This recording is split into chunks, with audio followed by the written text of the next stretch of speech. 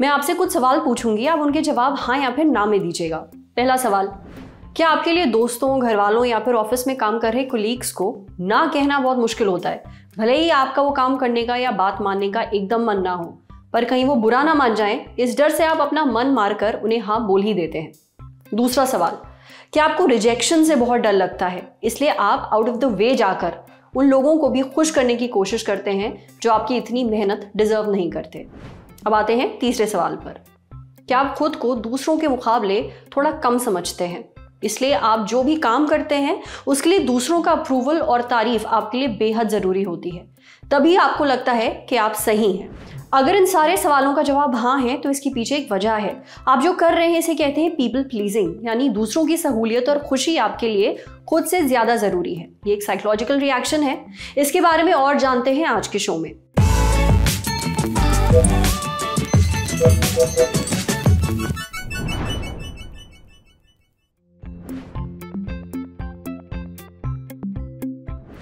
बचपन हमारे व्यक्तित्व को पूरी तरीके से प्रभावित करता है, इसीलिए रोल ऑफ चाइल्डहुड ट्रॉमा यहाँ पे भी इम्पोर्टेंट माना जाता है। जो बच्चे बचपन में जिनको ग्रुप प्ले से हटाया जाता है, जिनकी बात बाकी लोग नहीं सुनते हैं, कई बच्चे देखे होंगे आपने जो लीडरशिप क्वालिटी रखते हैं, कुछ फॉलोअर होते हैं, कुछ अपनी बात नहीं रख पाते हैं, या कुछ बच्चों में पेशेंस इतना कम होता है कि उनको अपनी बात एक्सप्रेस करने का या एक तरीके से रखना उनको नहीं आता है, या तो वो बहुत जिद करने लगते हैं या वो बिल्कुल शांत हो जाते हैं। दोनों कंडीशन में उस बच्चे को उस ग्रुप से बाहर किया जाएगा, उस बच्चे को क्लास में बार बार ह्यूमिलेट किया जाएगा। कई बार टीचर्स कुछ बच्चों को बाहर बिठा देती हैं या फिर पूरी क्लास में से अलग बिठा देती हैं, उनको हाईलाइट कर देती हैं। यहाँ पे जब भी आप किसी एक कॉमन ग्रुप से किसी बच्चे को अलग कर रहे हैं, वो उनके मन में एक भावना लेके आता है, कॉन्फ्लिक्ट लेके आता है कि मैं दूसरों से कम हूं। उस कमतरी का एहसास उनके अंदर बढ़ता चला जाता है और वो धीरे धीरे ये सीख जाते हैं कि अगर हमें दूसरे ग्रुप में फिट होना है या मुझे भी समाज के साथ में चलना है, मेरे पास एक फ्रेंड सर्कल होना जरूरी है, तो शायद मुझे उनके जैसा व्यवहार करना जरूरी है। ना वो अपनी असफलताओं को समझते हैं, ना ही वो ये समझते हैं कि हाँ हमें कुछ सीखने की जरूरत है, ना ही वो ये समझते हैं कि आपके अंदर कुछ यूनिक क्वालिटीज है जिनको आपको एक्सप्रेस करना चाहिए। उन्हें लगता है क्योंकि बाकी सब बच्चे सही हैं इसलिए मुझे अलग रखा गया था, तो वो बच्चे जो भी व्यवहार कर रहे हैं उसको फॉलो कर लिया जाए। कुछ केसेस में कई बार बिहेवियर थेरेपी में ये काम करता है, लेकिन पीपल प्लीजिंग बिहेवियर का बढ़ने का एक सबसे बड़ा रीजन ये है, बिना इंडिविजुअलिटी को जाने हुए अगर आप किसी ग्रुप को फॉलो कर रहे हैं वो निगेटिवली काम करता है। ऐसे लोगों को आप बहुत आसानी से समझ सकते हैं। ये वो लोग होते हैं जो किसी भी बात का कभी आपको विरोध करते नहीं दिखाई देंगे, ये इजीली अकोमोडेट करेंगे, ये हर प्लान में हाँ बोलेंगे, हर फैसले में हाँ बोलेंगे, इनकी तरफ से कभी भी आपको प्रॉब्लम नहीं दिखाई देगी, आपको ये इजी गोइंग लगेंगे। तो ये एक चीज होती है जहां पे कहीं ना कहीं लोगों के कई बार फेवरेट भी बन जाते हैं कि उसकी तरफ से कोई प्रॉब्लम नहीं आने वाली। एक सबसे बड़ा मेजर सिम्टम्स है इन लोगों को समझने का। दूसरी तरफ ये लोग, अगर साइकोलॉजिकली सिम्टम्स की बात की जाए, ये उतने ही अकेले होते हैं। देखने में आपको इनका ग्रुप बहुत बड़ा दिखाई देगा, लेकिन शेयरिंग, वो इमोशनल कनेक्ट इनका बहुत लिमिटेड होता है।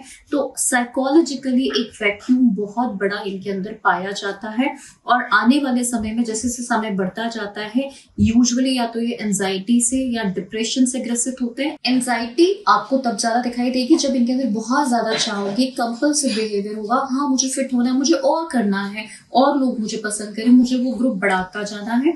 उस कंपल्सिव बिहेवियर में, परफेक्शन की चाह में, वो एंजाइटी को ये बढ़ाते चले जाते हैं। डिप्रेशन तब होगा जब वो रियलाइज करते हैं कि इतने सारे लोग पास में होने के बाद में भी मैं अपनी बात नहीं कह सकता, क्योंकि कभी भी अगर वो कुछ एक्सप्रेस करने की कोशिश करते हैं कॉन्फिडेंस नहीं दिखाई देगा, और कॉन्फिडेंस ना होने के कारण वो बात को आगे नहीं रखेंगे, बात वहीं की वहीं रह जाती है, पाइलअप होते होते धीरे धीरे डिप्रेशन का फॉर्म ले लेती है। तो ये कुछ सिम्टम्स हैं जो पीपल प्लीजिंग बिहेवियर में आपको दिखाई देते हैं। साइकोथेरेपी इसका सबसे इफेक्टिव इलाज है। साइकोथेरेपी के प्रोसेस में हम शुरुआत वहीं से करते हैं कि क्यों ये बिहेवियर इनके अंदर है। क्या चाइल्डहुड में कोई ट्रॉमा था, या उनका व्यक्तित्व इस तरीके का है, क्या उनके माँ बाप का व्यवहार ऐसा था, उनके जो इन्वायरमेंटल फैक्टर रहे हैं जो उन्होंने लर्न किए हैं वो इसी तरीके के थे। पहले कारण समझना, उसके बाद उनके व्यक्तित्व को समझना, और फिर अभी क्या क्या लक्षण वो शो कर रहे हैं। क्या ये सिर्फ साइकोलॉजिकल लक्षणों तक ही सीमित है, या कुछ फिजिकल सिम्टम्स भी होने शुरू हो गए हैं। फिजिकल सिम्टम्स में कई बार आपको एंजाइटी के सिम्टम्स दिखने लगते हैं, पैल्पिटेशन दिखने लगता है, हार्ट बीट ज्यादा बढ़ने लगती है। कई बार आपने इनको नोटिस किया होगा, बीपी का इश्यू भी रहता है, या कई बार अननेसेसरी बहुत ज्यादा हैप्पीनेस भी दिखाई देती है। तो कौन से सिम्टम्स अभी हाईलाइटेड है, इन सबको समझते हुए थेरेपी का एक प्लान बनाया जाता है जिसमें इनके कॉग्निशन पे काम किया जाएगा। कॉग्निशन जिसे हम सोचने समझने की शक्ति कह सकते हैं सामान्य शब्दों में। इस कॉग्निशन में आपका परसेप्शन, आपकी लर्निंग, आपकी मेमोरी, आप कैसे दूसरों के साथ डील कर रहे हैं, इस सभी कुछ जिनको हायर फंक्शनिंग कहा जाता है ब्रेन की, इंक्लूड होती है। ये फॉल्टी है, आपने गलत सीखा कि लोगों के ग्रुप में फिट होने के लिए उनको प्लीज करना जरूरी है। वहां हमको उन्हें एक लॉजिकल फंक्शनिंग के साथ में बढ़ना होता है। आगे हमें उन्हें समझाना होता है कि ये व्यवहार आपने क्यों सीखा, इसका रीजन क्या था और क्यों ये जरूरी नहीं है। उनके आत्मविश्वास पर काम करने के लिए बहुत से तरीके यूज किए जाते हैं। ये सब बिहेवियर थेरेपी का पार्ट होते हैं। तो अगर साइकोथेरेपी का कोर्स पूरी तरीके से किया जाए तो इसका पूर्ण तरीके से इलाज किया जा सकता है। आपके लिए ना कह पाना इतना मुश्किल क्यों है, कुछ समझे। दूसरों को खुश रखने में कोई भी बुराई नहीं है, पर हाँ, खुद को तकलीफ देकर ऐसा करना अनहेल्दी है। इससे निकलना आपके लिए बहुत जरूरी है। इसलिए आप चाहें तो प्रोफेशनल मदद भी ले सकते हैं। अब बढ़ते हैं सेहत के अगले सेगमेंट की तरफ, तन की बात। जानिए कैसे पता चलता है कि आपकी इम्यूनिटी बहुत कमजोर हो गई है।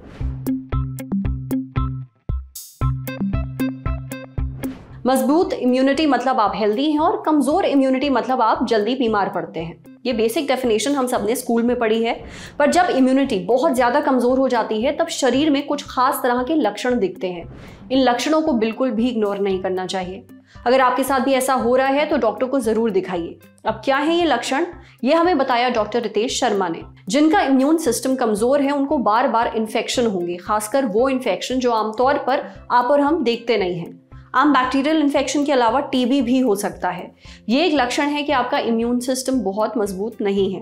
इसके अलावा फंगल इन्फेक्शन, वायरल इन्फेक्शन होना भी बहुत आम है, जो आमतौर पर एक हेल्दी इम्यून सिस्टम वाले इंसान को नहीं होता है। कुछ ऐसी बीमारियां हैं जो बचपन में ही पता चल जाती हैं। ये बचपन में कमजोर इम्यून सिस्टम के कारण होती हैं। आप बीमारियों की बात करें तो फिर डायबिटीज इम्यून सिस्टम को खराब कर देती है, कमजोर कर देती है। अगर खून में शुगर हाई होती है तो वो बाकी बैक्टीरियल या फिर वायरल इन्फेक्शन को पनपने में मदद करती है। इसलिए डायबिटीज के पेशेंट्स को अपना शुगर को कंट्रोल में रखना बेहद जरूरी है। समझे। अब आ रही है सेहत के आखिरी सेगमेंट की, खुराक यानी झक्कासी हेल्थ टिप।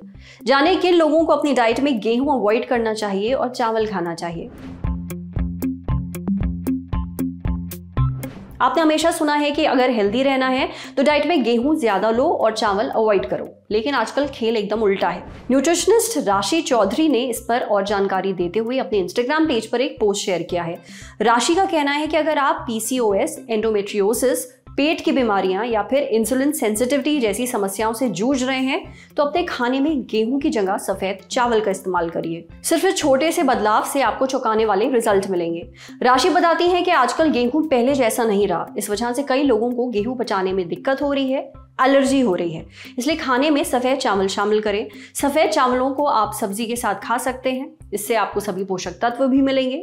कुछ लोग ब्राउन राइस खाते हैं, लेकिन पेट की दिक्कतों से जूझ रहे लोगों को ब्राउन राइस अवॉइड करना चाहिए, क्योंकि इसमें आर्सेनिक की मात्रा काफ़ी ज़्यादा होती है और ये आपकी आंतों के लिए नुकसानदेह हो सकता है। साथ ही सफ़ेद चावलों को पकाते समय आप घी, सरसों का तेल, नारियल का तेल और मक्खन का इस्तेमाल कर सकते हैं। इससे चावल टेस्टी तो बनते ही हैं, पर जो ज़रूरी पोषण है वो भी आपको मिलता रहता है। आज सेहत पर इतना ही। अगर आप एक डॉक्टर हैं, हमसे कुछ शेयर करना चाहते हैं तो जो ईमेल आईडी इस वक्त आपको अपनी स्क्रीन पर दिख रही है उस पर हमें एक मेल भेज दीजिए। शुक्रिया।